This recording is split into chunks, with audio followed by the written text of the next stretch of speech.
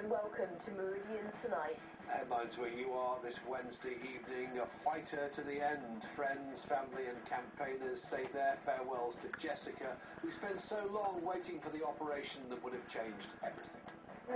And just by knowing her, it's changed us all. We'll be spurred on by her forever. We want a foster mum or dad, why more children than ever need a grown-up to give them a good start in life. And you're hired. How one part of the southeast is helping youngsters off the dole and into a job. Also in tonight's programme, last night's games from Brighton and the Gills, Sarah Gom has the sport. Plus, we'll meet the multi-skilled man on a mission, a runner, writer and illustrator with the secret of getting kids' noses stuck in a book. And 100 years since the death of one Thomas Crapper and one Pinkloo. We look back at the man who changed all our lives.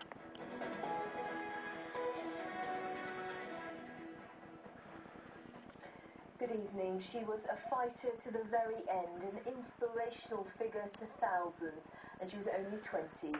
Today, a community said goodbye to Jessica Wales from Kent, a young woman who waited 4 years for a double lung transplant, only to die a few short weeks after a donor was found. Jessica from Westgate-on-Sea in Kent became the focus of a worldwide campaign to find a donor, backed by the Prime Minister's wife, Sarah Brown, and pop singer Natalie Imbruglia. And to the very end, she was encouraging people to become organ donors. Derek Johnson has our report. Pink was the colour of choice at Jessica Wales' funeral today. It was her favourite colour. Jessica just had this magical ability to inspire absolutely everybody she met. People that merely read about her or followed her story via the internet, via the news, via newspapers, were just so moved by her passion and by her drive. Jessica, a cystic fibrosis sufferer, was just 20 when she died earlier this month, less than 3 weeks after receiving the double lung transplant she'd been waiting 4 years for. We're just going to take memories of Jess with us for the rest of our lives, and just by knowing her, it's changed us all. We'll be spurred on by her. She just had such an amazing fight, such a zest for life, which we just couldn't help picking up on. Jessica had been the focus of an extraordinary worldwide internet campaign to find a donor, one supported by Sarah Brown and Jonathan Ross, among others.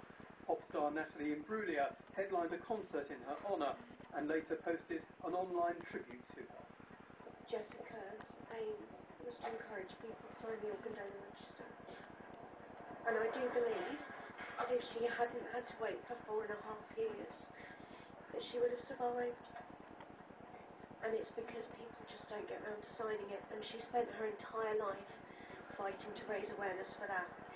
And she always said, even if this doesn't save my life, it will save others. And I know it's a very important message for her family. They want to carry her message on. I'm not going to have much longer to go, really. I need people to sign this register. I need them to sit up and realise that this is serious. We need people to sign the register and just give. You don't need them when you're dead. People need them now.